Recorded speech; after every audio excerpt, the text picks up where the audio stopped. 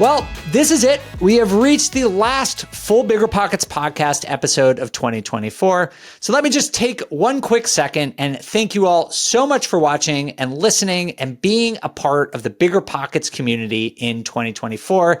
It means the world to me and the entire BiggerPockets team that you all come enjoy our content and apply it to your own lives and help pursue your financial goals. As we wrap up the year, we are republishing some of our favorite episodes from podcasts across the whole BiggerPockets network. The show we're playing for you today comes from the Money Podcast, where hosts Mindy Jensen and Scott Trench talk all about optimizing your personal finances to reach goals like financial freedom and early retirement. And in the specific episode that we're sharing today, which was originally published back in June, it features Mindy and Scott interviewing Bill Yount and Jackie Cummings-Koski from the Catching Up to FI podcast. And this episode is a great primer for how to get started on the road to financial independence, especially if you're already in your 40s or 50s or even older and are realizing that you might need to make some changes in your spending or your savings and investing habits to achieve the retirement that you're dreaming of. But even if you're not at that stage of life, I think the advice that the hosts and the guests give in this episode, like creating a budget and giving yourself some grace, can help anyone at almost any stage of life. So I really think you're going to enjoy this episode. And if you do, make sure to give BiggerPockets Money a subscribe on YouTube. We, on this podcast, will be back next week with more new episodes. But for now, here's Mindy and Scott. The financial independence community is filled with stories of young people who have reached financial independence and retired early. But what about boomers or Gen X? Today, we are going to arm you with the 4 steps you need to know when you're getting a later start. Hello, and welcome to the BiggerPockets Money Podcast. My name is Mindy Jensen, and with me, as always, is my young at heart co-host, Scott Trench. BiggerPockets has a goal of creating 1 million millionaires. You are in the right place if you want to get your financial house in order, because we truly believe financial freedom is attainable for everyone, no matter when or where you're starting, even if you're getting a later start on your financial independence journey. Today, we're joined by later start experts, Jackie Cummings-Koski and Bill Yount, hosts of the podcast Catching Up to FI. We'll be talking about everything from backwards budgeting to Social Security. This episode is the 101 level, talking about the foundations you need to support your later start when your runway is a little bit shorter. Jackie and Bill have so much to share that we're bringing them back on episode 538 to share 201 level, the tactics to help you reach your financial goals. Jackie Cummings-Koski and Bill Yount from the podcast Catching Up to FI. Welcome to the BiggerPockets Money Podcast. I am so excited to talk to you guys today. Oh, it's great, Mindy. Thanks for having us on the show. Yeah, we're glad to be here. You know, Catching Up to FI is like Bill developed it. We're making it even better because there's so many late starters. So we are thrilled to come and chat with you guys today. Gen X is behind on retirement. The average Gen Xer has something like $40,000 saved for retirement. So it seems like most people in that generation are getting a very late start. There's a lot of reasons for this, but Jackie, can you give us your thoughts on that stat? What is going on here? Why are so many people getting started late? Yeah, I think that stat is right on. And it's not just, the Gen Xers. That is the biggest chunk.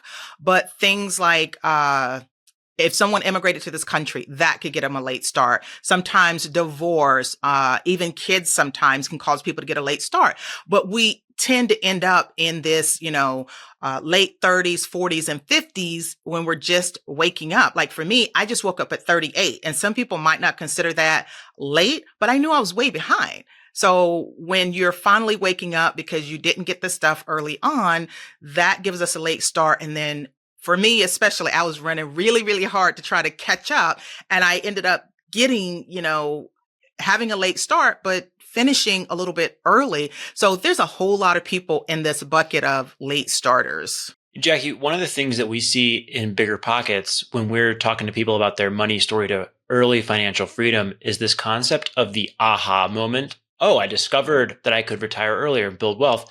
And then a very dramatic behavioral change that incorporates saving, investing, building one's financial position. Is that what you mean by wake up in the context of moving towards retirement? Yeah, I do, because for a big chunk, you're just sort of floating through and doing what you've heard other people say, or maybe having the wrong role models around you. But when finally you get curious, you start digging, you start educating yourself, and things start clicking, you're like off to the races. And I know for me, once I found one nugget that was helpful to me, I wanted to keep digging and digging and digging and finding so many other things that helped me. And I tell you what, there's a unique type of motivation that you have once you get going. And so I tell people all the time, you will surprise yourself at how fast you move once you wake up and you start seeing that some of the things that you're doing different after you wake up, looking at the movement, that is so much motivation for you to keep going, to go faster. And before you know it, you're way further along than you thought you ever could be, even if you got a late start. Absolutely. I could not agree more with you, Jackie. And what I think a lot of late starters maybe don't know or don't really focus on is there are some advantages to being a late starter. There are some opportunities that they have that their younger counterparts don't. And we're going to get into that a little bit later. But Bill, I've heard you say the average American is a late starter. And I love that because it's so inclusive.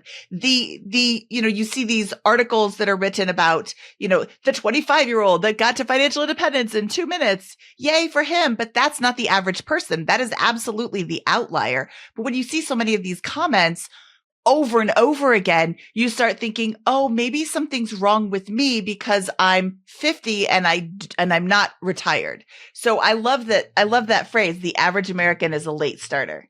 Well, I don't know how I came up with that, but it seems to ring true. In our audience, in our show, in our podcast, they all wonder what happened. That you get caught up in life. You get caught up in the funnel of life. You come out of school, you come out of residency, you have big debt, you start a family, you buy a house, you buy a car, and then you get into this paycheck to paycheck lifestyle, and all of a sudden you're 50 and you've lived life, but you wake up and you go, wait a minute, nobody's taking care of me. I have to take care of myself, and I better get started. And getting started is really the hardest part. And as Jackie says, once you dive in, it's amazing how fast you can turn your mindset around and turn your money around. So we haven't even gotten to the steps here to actually address going towards, like catching up to retirement and beginning to move our financial position forward. But I think these are two critical precursors here. We can call them, 1A and 1B on this journey. One is wake up and acknowledge like, hey, this is like an important part of life and nothing's going to come and save me. I got to go and go after this and get this done. And two, like rationalize or understand or empathize that you're not going through this alone. This is most people are kind of in the same boat as you when you're maybe getting a late start and trying to catch up to retirement. How am I doing there? Would you agree with that as like step 1A and 1B here before we even get into the actual work of moving our financial position forward?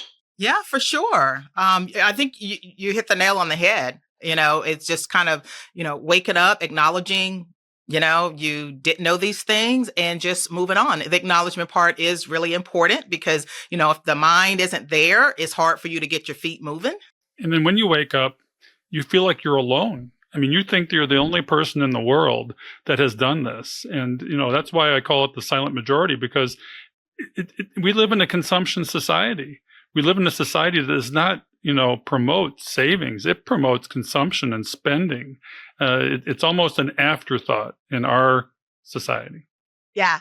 You are not alone. We are here with you. We need to tell Mindy not to give up her day job. Is that right? Mindy, you're such a great podcaster.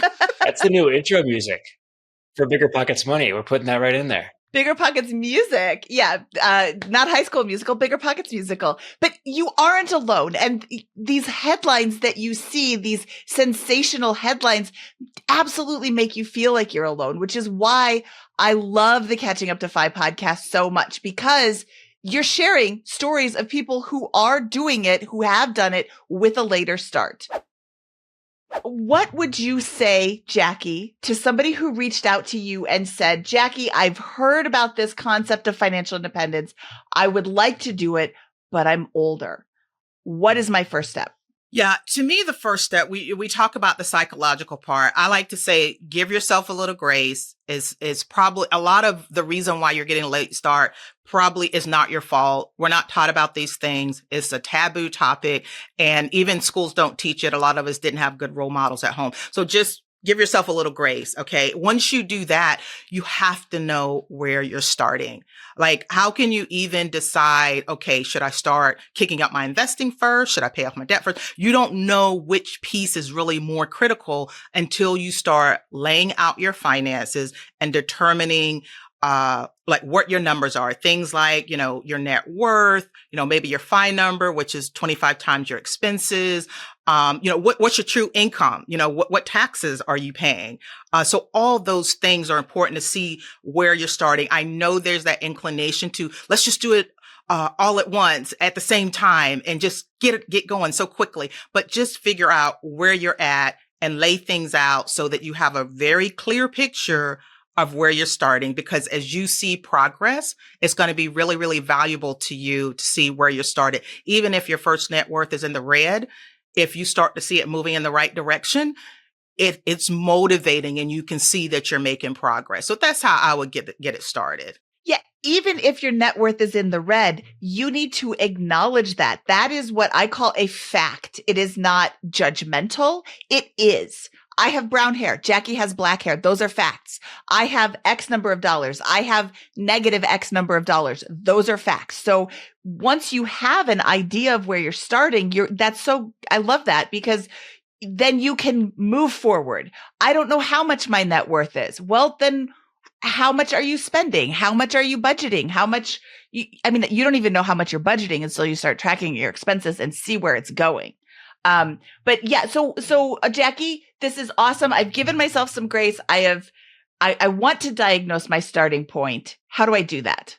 Yeah. So, some of the numbers that I mentioned, you can't even get to until you do a budget. Now that scares a lot of people, and a lot of people hate budgeting. I have to admit, I'm not one of those that love budgeting, but you have to know how much your expenses are. So what did I do? I did the backwards budget, which I kind of think is better.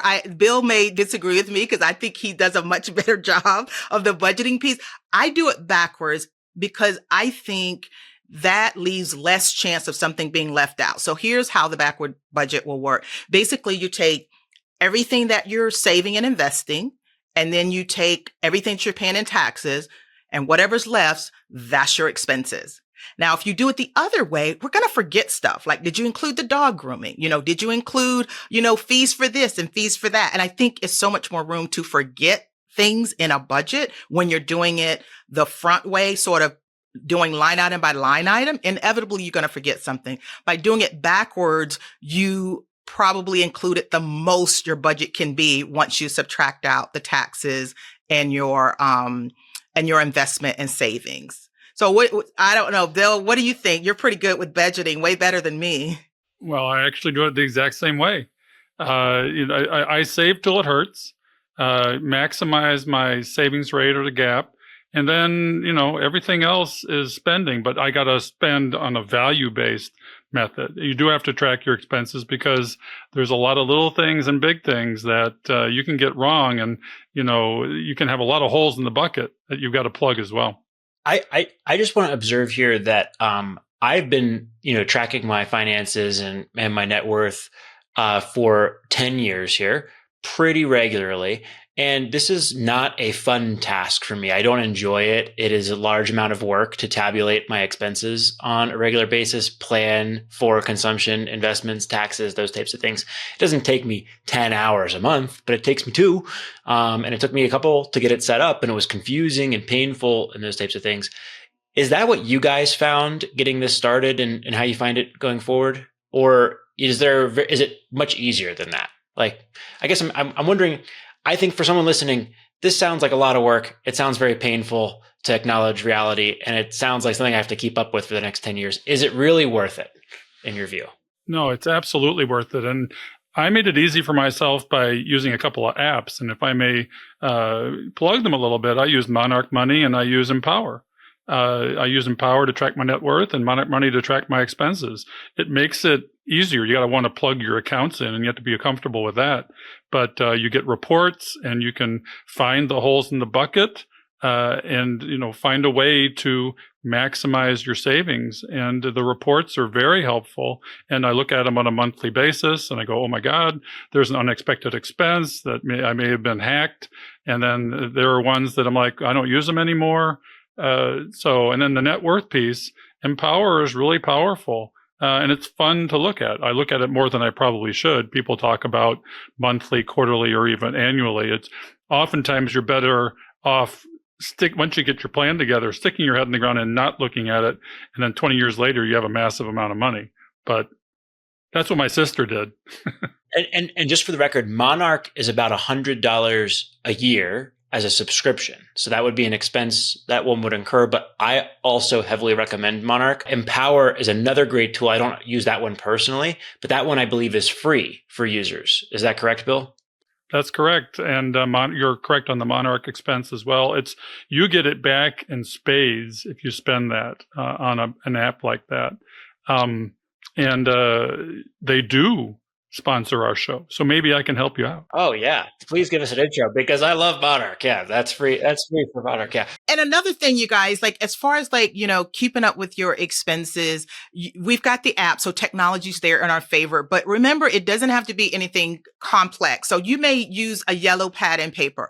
I use a spreadsheet for tracking a lot of my, not just my expenses, but my other financial life. And I've been doing that for 15 or 20 years, and I've customized it like crazy. So I would be totally spoiled. And anything else that I use, I don't know if it would, be satisfactory enough because I've customized it so much. So no matter how you do the expenses and the budget, in particular, if you're just starting and you feel like you're going to have to make some adjustments, having that those expenses and the budget in place is going to be helpful for you to identify areas and I say adjustments and not cutting, because you can save plenty just by making some tweaks here and there. Like Bill was saying, the value spending where you're like, what, why am I spending, this much on my Netflix? I am, busy with my business. I haven't watched it in 6 months. So little things like that, up to the big things like,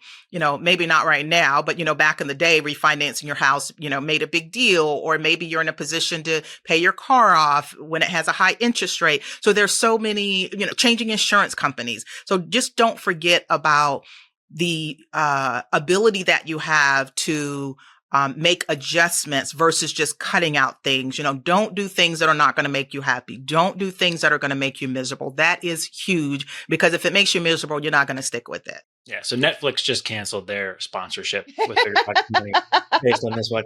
But I think, but the bottom line is there's all these tools. Spreadsheets, great. Pen and paper is great. Monarch's great. Empower's great. There's always a new one popping up that's got a new experiment. Just do the work, which is not fun work at first and will be very painful for someone who's starting out late to see bad numbers maybe on the page, but you got to stare them down, do the work.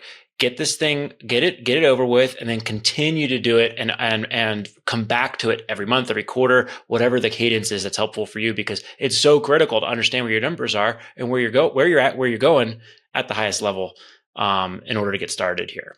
All right, step 1A, wake up. Step 1B, give yourself some grace. Step 2 is diagnose. When we come back, we're going to talk about how to analyze those numbers and make decisions based on them.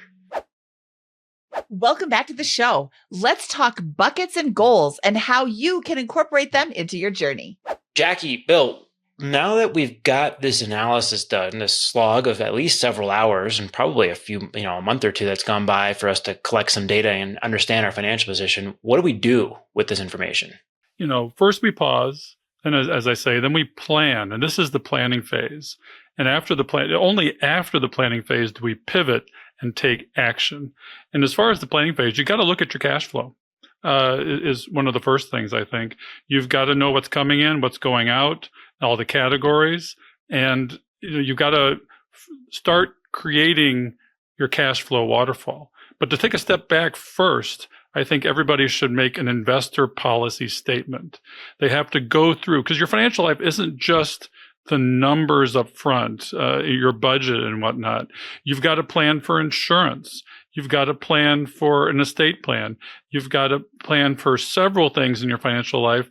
And there are formats out there where you can go through this. You've got to think, and you don't know where you're going unless you have a map, and you won't reach your goal without a map.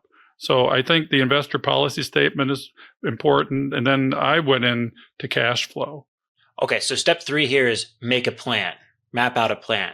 And it makes sense why this is coming after the previous step, because we need to know where you're at. You are here before you can make a plan to get somewhere else, right? And so I love this. You said an investor policy statement. You said a will. What are some other components of this plan that you think are critical, Bill and Jackie? Oh gosh, there's so, and I don't want to say there's too much. And the whole key is that you don't have to do it all at once. You don't have to do it all in one day. I like to be able to sort of take a moment to dream, to think about like what you want your life to look like.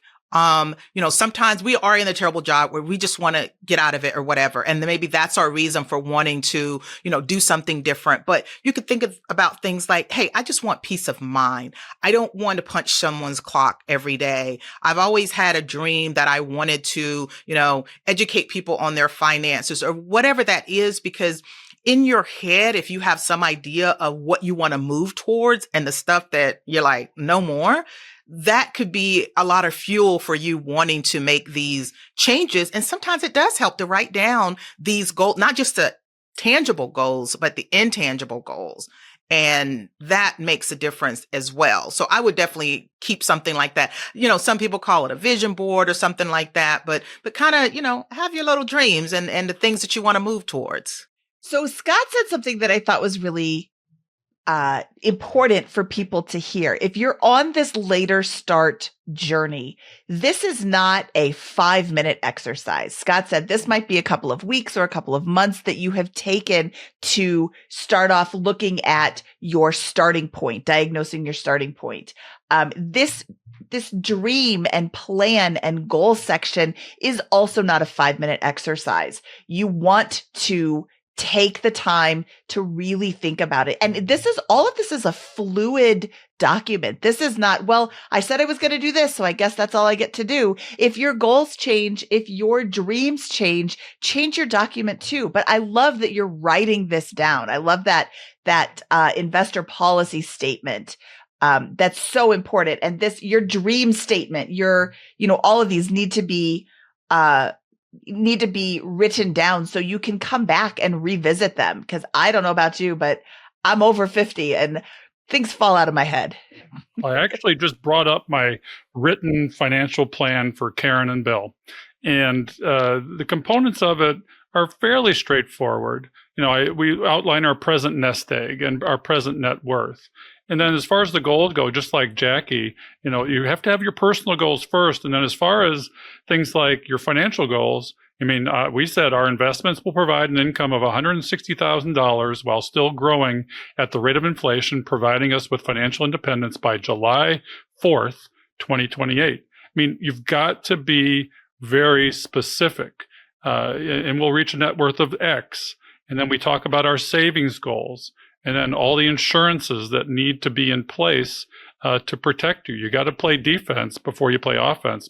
Most people want to play offense. I love this. And just to share how aligned I am with this, every quarter, starting on our honeymoon, my wife and I have a little vision document. It's just a piece of paper. There's nothing fancy to this. This isn't part of my $500 goal setting retreat summit program or whatever. This is just like a Word document, right? And we write down 10 things we're grateful for after a cup of coffee and a workout. Well, then we write out what our life looks like at the end of 2025 and in this one, and then 2028. Just 2 and 5 years. And we say, we live here. This is what our day looks like on the weekdays. This is what our day looks like on the weekends. This is what our physical health looks like. This is what our family life looks like. This is what, we do for fun here. This is what our career outcomes have been, those types of things. And we just write that down, and we've edited it every quarter for the last 8 years, or many years, basically, on this thing, and it moves a little bit. That's okay, but we know where we're going, and it stopped moving quite as much in the last couple of years as we kind of really locked in. Like, yeah, that's what we want. That's what we're going to work towards. And that dreaming exercise for us works really well. There's so many different variations of that you can do, but it's just a piece of paper. I would encourage you, if you're going to do this exercise, to do it when you're feeling good. This is not an activity to do, after a really hard week on Friday after 4 glasses of wine when you're really beating yourself up. This is an activity to do on Saturday morning after you've had a nice workout and a cup of coffee and the weather is nice and the sun is shining and you're feeling good and your spirits are high. But I don't know. I don't know if you guys have any reactions to that or agree with it.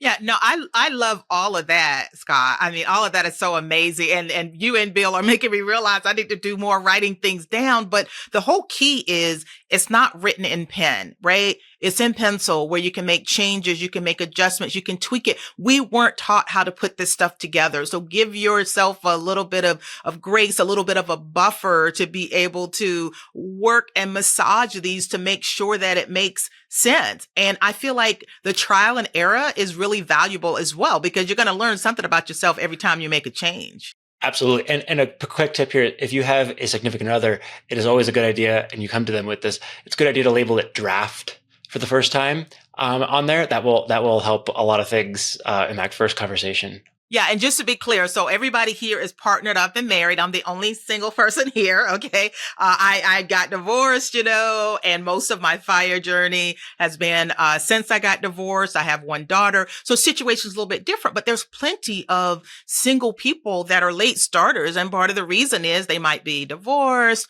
or they went through some relationship issues, or there's so many different reasons. But whether you are married, partnered up, or single, a parent, or someone with no kids, these same things apply. Yeah, I mean, in our community, and we have a large Facebook community, 75% of them are women. And a lot of them seem to be divorced, financial catastrophe, and they're very engaged, very motivated.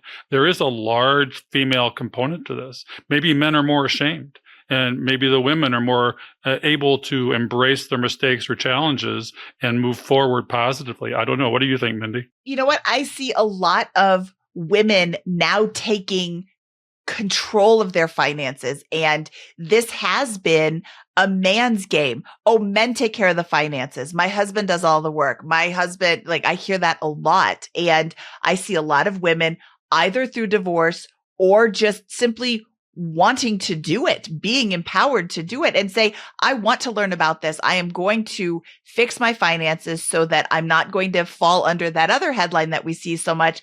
Oh, you'll never be able to retire ever. And I think that ties back into step 1B, which we kind of glossed over. And I'd like to focus on that for a minute.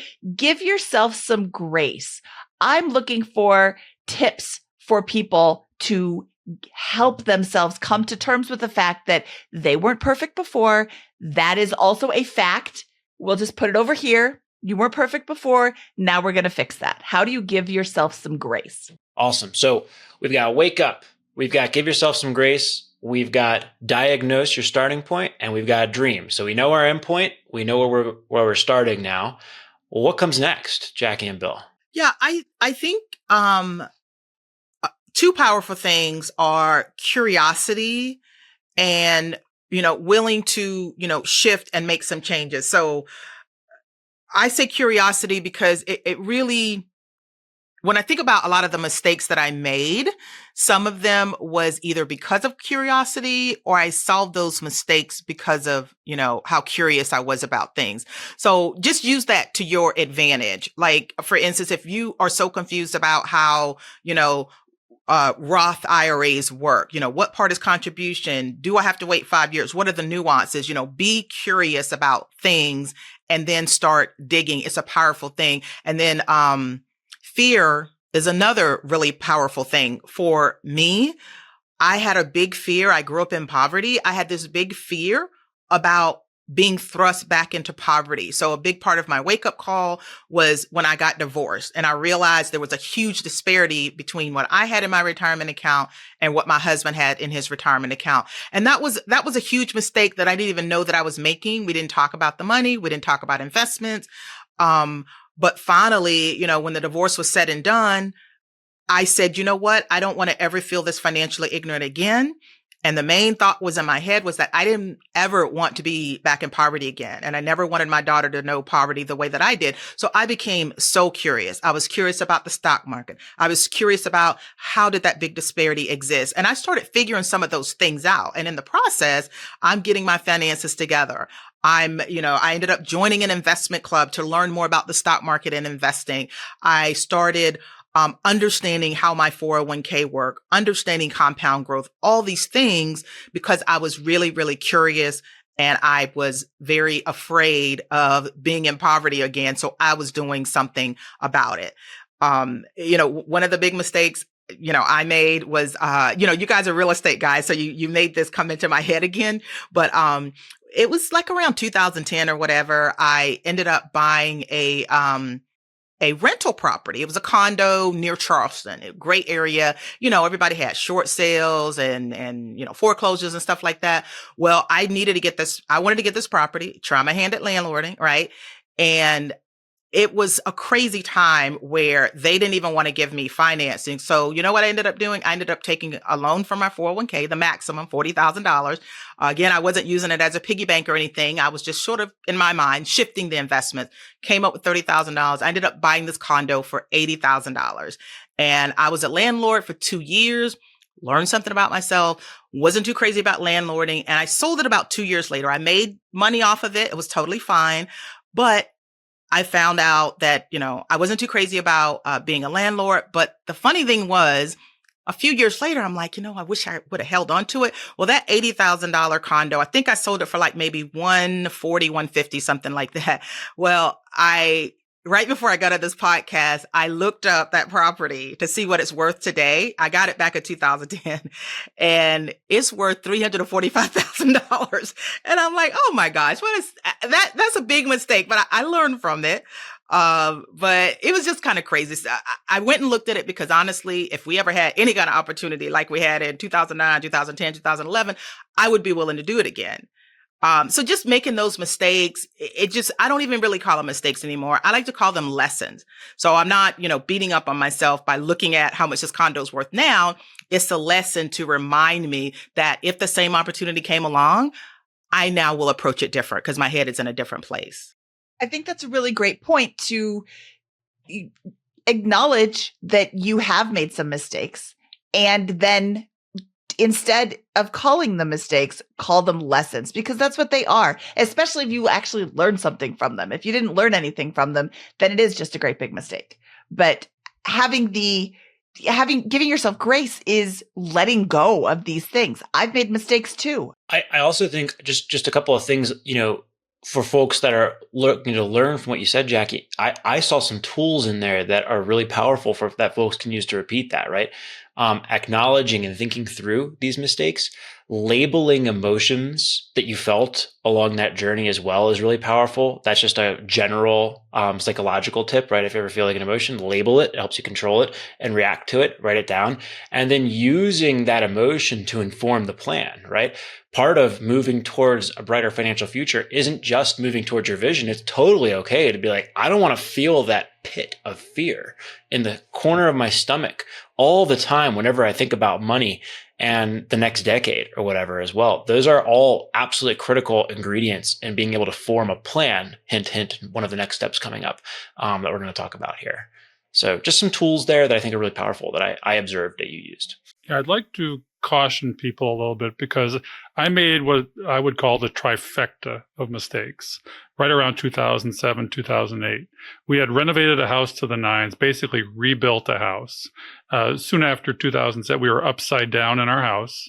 We had a very low savings rate, and our financial advisors that were not advisors at all allowed us to sell out at the bottom of the market and go to a low risk. And with our low savings rate, being house poor, and having sold out at the bottom, we didn't get in until much later, and we missed out on, 2/3 of the longest bull market ever. So you've got to manage the big rocks, and you've got to be intentional about these things. The first thing we did after, one of the first things we did after waking up was downsize, which is a very painful thing for late starters, especially with regards to housing. But it made all the difference. If you take care of these big rocks and get back to what's realistic, then you can, increase your savings rate exponentially. We went from single digit to 10% savings rate to about 35% savings rate within the first year of waking up. This is absolutely possible.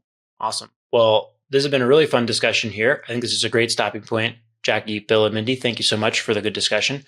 We have our first 4 steps here. Wake up. 1A, wake up. 1B, give yourself some grace. Diagnose as step 2, dream and reflect. And this is all the soft stuff that absolutely has to be done before you can actually make a hard financial plan and start determining how you're going to allocate your capital that you have, if you have an investment portfolio or resources today, and how you're going to allocate the income streams that are going to come into your life, which is what we're going to really get into very prescriptively on the next show here, BiggerPockets Money Podcast 538. So thank you so much. So we'll see you in a few days. All right, this was part 1. Make sure to listen to episode 538, where we'll be back with Jackie and Bill to talk strategy for later starters and some of those FI levers you can pull, especially if you are getting a later start. My name is Mindy Jensen. He is Scott Trench, saying, later start. Don't worry, Pop-Tart. BiggerPockets Money was created by Mindy Jensen and Scott Trench. This episode was produced by Eric Knudsen. Copywriting by Calico Content. Post-production by Exodus Media and Chris Micken. Thanks for listening.